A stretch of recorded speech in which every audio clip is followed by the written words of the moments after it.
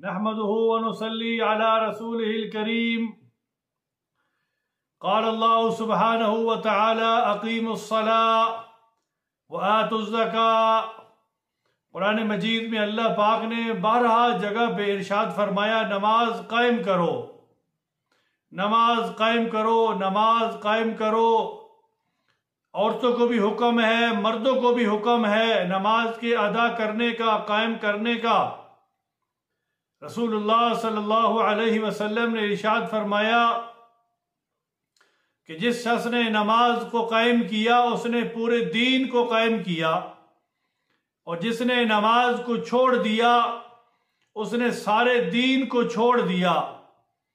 رسول اللہ صلی اللہ علیہ وسلم نے سخت غصہ فرمایا ان بندوں پر جو نمازوں کو بلا عذر چھوڑ دیتے ہیں، عذر کے بغیر چھوڑ دیتے ہیں، قضا کر دیتے ہیں۔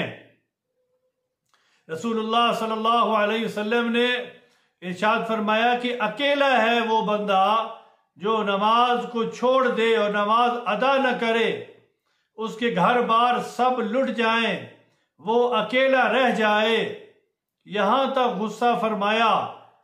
ایسا غصہ نبی علیہ السلام نے کسی عمل میں، کسی حکم میں نہیں فرمایا۔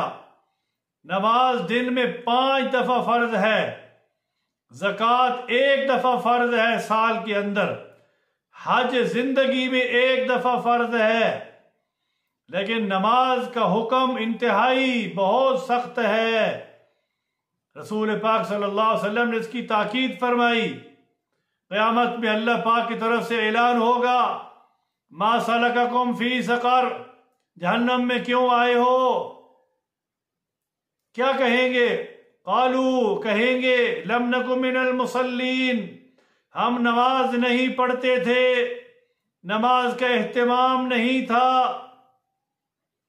رسول اللہ صلی اللہ علیہ وسلم نے صحابہ رضی اللہ تعالی عنہم اجمعین کو نماز سکھلائی، ہر بات، ہر چیز نماز سے لینا سکھلائی کہ جو بھی امر ہو، جو بھی پریشانی ہو، نماز سے اپنے مسائل کو حل کرو۔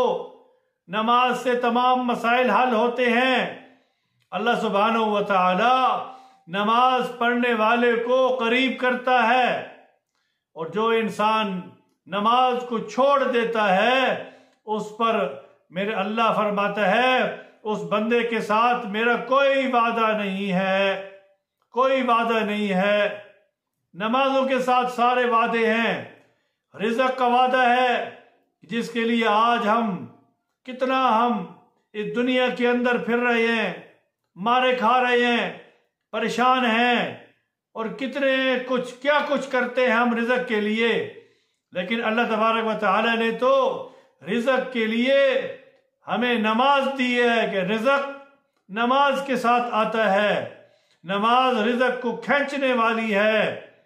اللہ تبارک و تعالی ہمیں نمازوں کا اہتمام کرنے کی توفیق عطا فرمائے۔